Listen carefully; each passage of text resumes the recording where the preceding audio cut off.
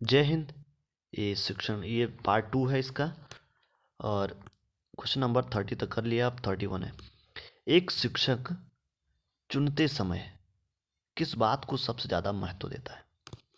किस बात को महत्व दिया जाना चाहिए? विषयों का ज्ञान, या परीक्षा के परिणाम, या फिर इसमें ज्ञान अभिव्यक्ति की क्षमता, या फिर केवल अभिव्यक्ति की क्षमता?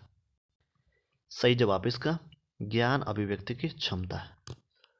अगला कि माता पिता शिक्षक संघ पीटीए की बैठक कब आयोजित की जानी चाहिए? कब आयोजित की जानी चाहिए? आविदत, या फिर जब छात्र दाखिला लेते हों, या फिर नतीजे घोषित कर दिए जाने के बाद, या किसी बड़े अवसर के पहले? आवेदित जो ये होना सही ऑप्शन इसका ये है। अपने खाली समय के दौरान किसी शिक्षक को पढ़ने के लिए निम्नलिखित में से किसे सर्वोच्च प्राथमिकता देनी चाहिए? किसे देनी चाहिए? वह अनुसंधान पत्र व पत्रिकाएं। अगला क्वेश्चन हम इसमें पढ़ते हैं। कोई पाठ पढ़ाने से पहले जो है शिक्षक को क्या चाहिए भाई? कि पाठ के मुख्य उद्देश्य के बारे में बात करनी चाहिए, या फिर प्रश्नों के उत्तर देने चाहिए, या फिर एक छात्र को पाठ पढ़ने के लिए कहना चाहिए, या पाठ के कठिन शब्दों के अर्थ बताने चाहिए? तो क्या करना चाहिए? पाठ के उद्देश्य हो उसके बारे में बात करनी चाहिए। ऑप्शन ए सही जवाब है इसका। आइए फिर अगले क्वेश्चन पर। ये पूछता है कि आपकी राय में बालिकाओं की शिक्षा महत्वपूर्ण इसलिए है क्योंकि क्योंकि क्या होता है कि निरक्षरता दूर की जा सकती है नहीं? बाकी ऑप्शन भी हैं लेकिन इतने सही सटीक नहीं है। ये वाला ऑप्शन सही है इसका। आगे हम बढ़ते हैं इसमें। और अगला पूछता है कि एक अच्छे छात्र का एक अत्यंत महत्वपूर्ण गुण है हमारे शिक्षक की आज्ञा का पालन करना, या फिर स्कूल में समयानिष्ठता का पालन करना, जो पढ़ाया जा रहा है उसे समझने का प्रयास करना, या फिर स्कूल में अच्छा आचरण करना? तो सही जवाब है इसका जो पढ़ाया जा रहा है उसे समझने का प्रयास करना। ये जो अच्छे छात्र का एक महत्वपूर्ण गुण होता है, जैसे आप लोग हैं ही। अपनी कक्षा में यदि कोई उत्तर जानते हुए भी डर की वजह से प्रश्नों का उत्तर नहीं दे पाता, तो आप क्या करेंगे? उसे उत्तर देने के लिए फिर से कहेंगे, ठीक है, या फिर उसे उत्तर बताएंगे, उसे डर की वजह का कारण पता करेंगे? बिल्कुल अच्छा जवाब है ये। और जाने के भाई साहब क्यों डर रहे हो, बताओ जो भी कुछ आ रहा है आपको। किसी और छात्र को उत्तर देने के लिए कहेंगे नहीं। तो ऑप्शन सी सही जवाब है इसका। अगला क्वेश्चन है 30। शिक्षक के व्यक्तित्व का निम्नलिखित में से कौन सा गुण विद्यार्थियों को शिक्षकों के नज़दीक लाता है? तो कौन सा लाता है? तो ये सभी जो हैं इसके सहायता की भावना, या माफ़ करने की भावना, या सभी विद्यार्थियों के साथ एक जैसा व्यवहार। तो ऑप्शन डी सही जवाब है इसका। अगले क्वेश्चन में बढ़ते हैं हम लोग। ये पूछ रहा है कि आप बच्चों की जो पठन रुचियों का पता लगाना चाहते हैं, और इस प्रयोजन के लिए आप अपने क्षेत्र में अलग अलग आयु वर्ग के बच्चों को प्रतिचयन चुनते हैं, तो ये सर्वेक्षण कहा जाएगा। तो किस प्रकार? आइए ऑप्शन पढ़ते हैं कि आनुवांशिक कारण अध्ययन दृष्टिकोण, या फिर प्रतिनिधि दिक समूह केस अध्ययन दृष्टिकोण। अभी हमने पढ़ा था इसके बारे में।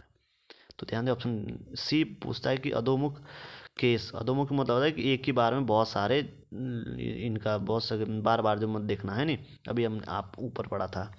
फिर उसका मतलब पिछली क्लास में हमने देखा था ये। तो विकास केस अध्ययन दृष्टिकोण। तो इसका जो सही जवाब है वो है प्रतिनिधिक समूह केस अध्ययन दृष्टिकोण। तो ये है सही जवाब इसका। अब अगला अगला क्वेश्चन पूछता है कि कक्षा में जो बोल रहा है कि प्रभावी तरीके से अनुशासन किस प्रकार बनाए रखा जा सकता है? तो क्या करेंगे आप? अनुशासनहीनता के कारण जानकर और इससे सख्ती से निपटते हैं, या फिर आप करेंगे कि एक ऐसे कार्यक्रम की व्यवस्था करेंगे करके जो विद्यार्थियों की आवश्यकता और रुचि के अनुरूप हो, या फिर कक्षा में भड़कीले वस्त्र पहनकर आते हुए भाई साहब गोले बरस जाएंगे फिर तो।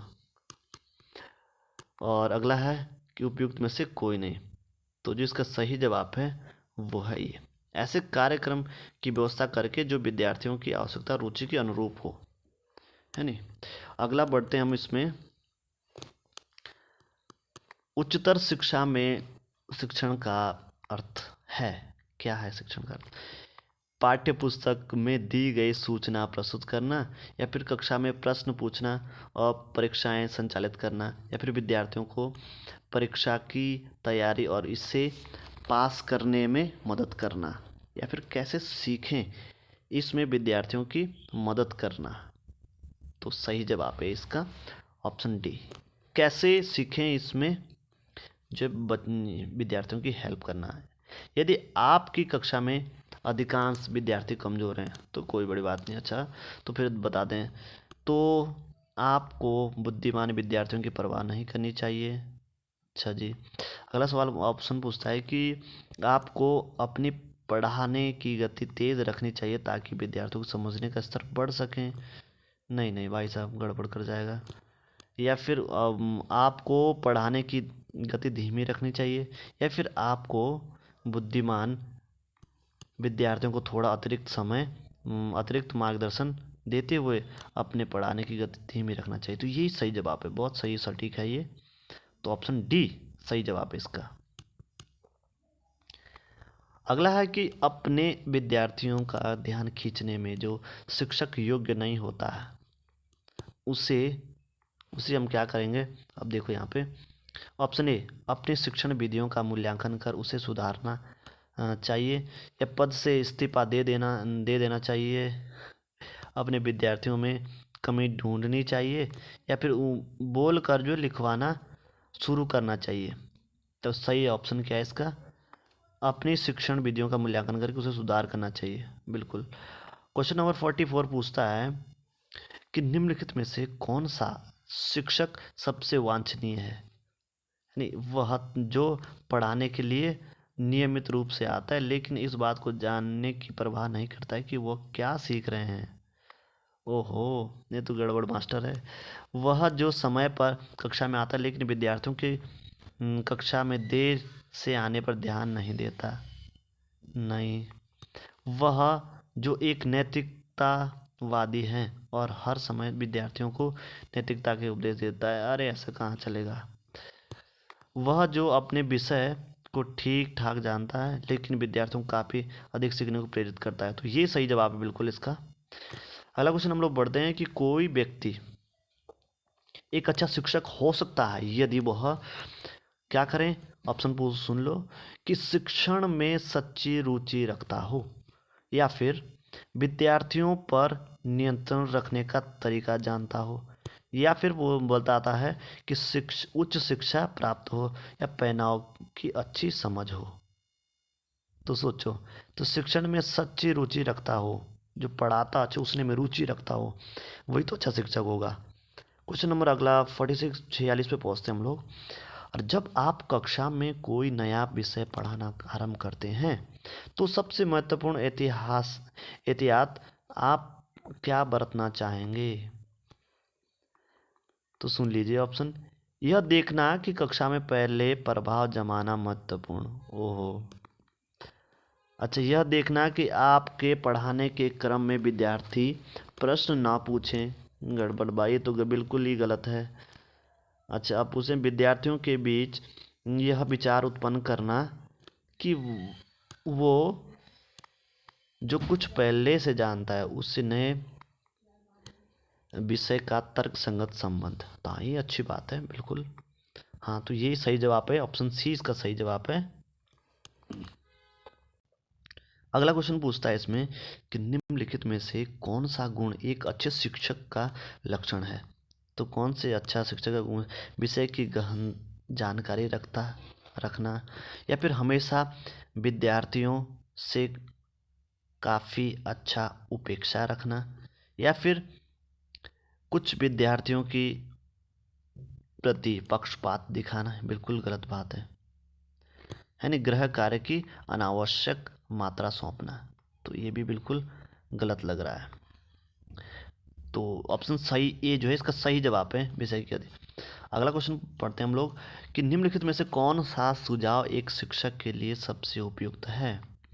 तो केवल सर्वश्रेष्ठ विद्यार्थियों की जरूरतों पर ध्यान देना, या फिर विद्यार्थियों की एक शिक्षक, ये भी बिल्कुल मैं तो गलत मानता हूँ, बिल्कुल गलत है ये।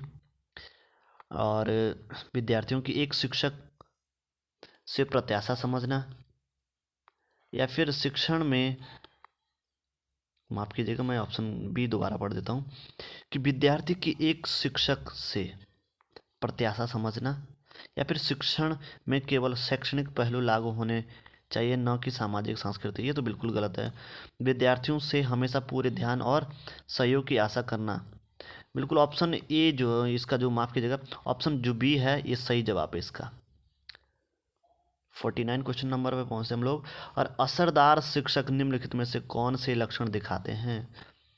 कौन से दिखाते हैं। वे विद्यार्थियों को राजनीतिक मुद्दों के बारे में प्रश्न पूछने की अनुमति देते हैं, या फिर अगला पूछता है कि उनमें अलग अलग सांस्कृतिक पृष्ठभूमि के लोगों के बारे में समझ होती है, या वे जाति एवं पंथ के आधार पर विद्यार्थियों में भेदभाव करते हैं। ये तो बिल्कुल गलत है। वे विद्यार्थी जो टीम के रूप में कार्य नहीं करने, नहीं, तो ऑप्शन बी जो है इसका सही जवाब है। आगे हम इसमें बढ़ते हैं। अब है क्वेश्चन नंबर 50। अर्धशतक यहाँ पे लगने वाला है। और निम्नलिखित में से किसी एक को छोड़कर अन्य सभी असरहीन प्रभावी शिक्षकों के लक्षण हैं। कौन से हैं इनमें से। सुस्त या उबाऊ कक्षा लेना, ओहो ये तो गलत है। अस्पष्ट या दिग्भ्रमित करने वाली व्याख्याएं देना, तो नहीं भाई। या फिर विद्यार्थियों के साथ करुणा और सम्मानपूर्ण व्यवहार करना, बिल्कुल ये सही जवाब है। और नियंत्रण का भाव होना, ये तो और है नहीं। तो ऑप्शन सी सही जवाब है। एक अध्यापक का मुख्य कार्य होता है। एक अध्यापक का मुख्य कार्य क्या होता है। तो आइए इसमें पढ़ते हम लोग। केवल शिक्षण पर ध्यान केंद्रित करना, अच्छा, या फिर विद्यार्थी की लगातार गलतियां निकालते रहना, या फिर विद्यार्थी को अपने लिए सीखने में मदद करना। उपयुक्त में से कोई नहीं। तो ऑप्शन सी सही जवाब है। अब जो सही सोच रहे हैं बहुत सही सोच रहे हैं भाई साहब, आप पार कर रहे हैं अब। ओके, अब आगे हम बढ़ते हैं इसमें।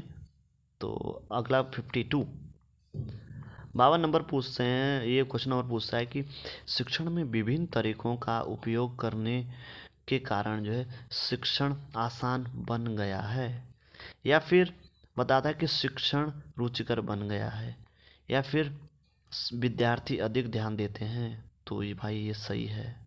ठीक है, ऑप्शन उपयुक्त सभी सही है। अगला क्वेश्चन में बढ़ते हैं हम लोग कि मनोवैज्ञानिक सिद्धांत और परिकल्पना निम्न में से किस क्षेत्र में लागू की जाती है। तो किस क्षेत्र में लागू की जाती है।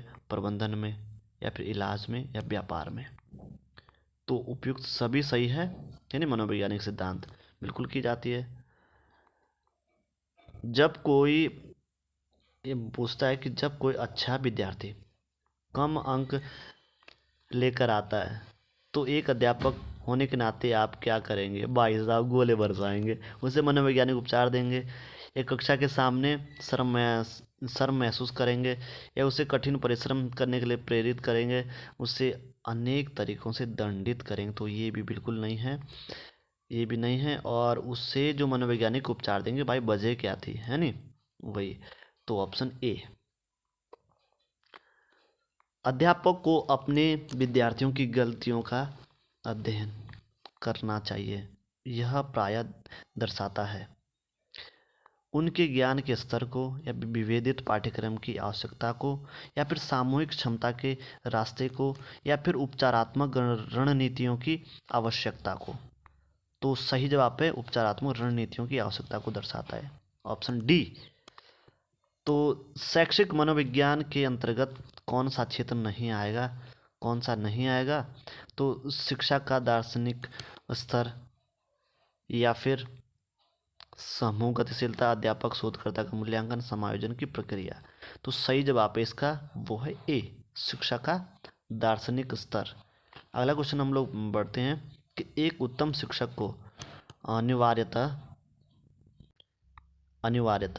बताया गया इसमें कि उपाय कुशल तथा स्वेच्छाचारी होना चाहिए या उपाय कुशल तथा सहभागी प्रवृत्ति का होना चाहिए, उपाय कुशल तथा आधिकारिक प्रवृत्ति का होना चाहिए, उपाय कुशल तथा प्रभुत्व पूर्ण होना चाहिए। तो सोचे सोचे, यानी कि उपाय कुशल, जो सही बी सोच रहे हो सही जवाब है बिल्कुल, उपाय कुशल तथा सहभागी प्रवृत्ति का होना चाहिए। अगला क्वेश्चन बताता है कि व्याख्यान देते समय यदि कक्षा में कोई विघ्न बाधा हो तो शिक्षक को क्या करना चाहिए, यानी निम्नलिखित में क्या करना चाहिए, है नहीं। कुछ देर के लिए चुप हो जाएं और फिर शुरू करें, या जो बाधा डाल रहे हैं उन्हें दंडित करें, या फिर जो बाधा डाल रहे हैं उन्हें सीखने के लिए प्रेरित करें। तो जहाँ पे समझ लो, अभी तक आप समझ गए होंगे, जहाँ पे प्रेरित आ रहा है तो वो ऑप्शन ही लगभग सही हो रहा है। तो यहाँ भी यही यही यानी कि जो प्रेरित दिखे यहाँ पे, भाई साहब उसको पेल दो, है नहीं। ऑप्शन सी सही जवाब है। अब देखो इसमें बताता है अगला कि प्रभावी शिक्षण निम्नलिखित में से क्या है। तो शिक्षक का संतोष, या शिक्षक की ईमानदारी और प्रतिबद्धता, या शिक्षक का छात्रों को पढ़ाना समझाना, या फिर व्यावसायिक श्रेष्ठता के प्रति शिक्षक की रुचि। तो ऑप्शन सी जो है वो सही जवाब है इसका। आगे हम बढ़ते हैं इसमें कि उच्च शिक्षा के स्तर पर शिक्षक की भूमिका क्या होती है।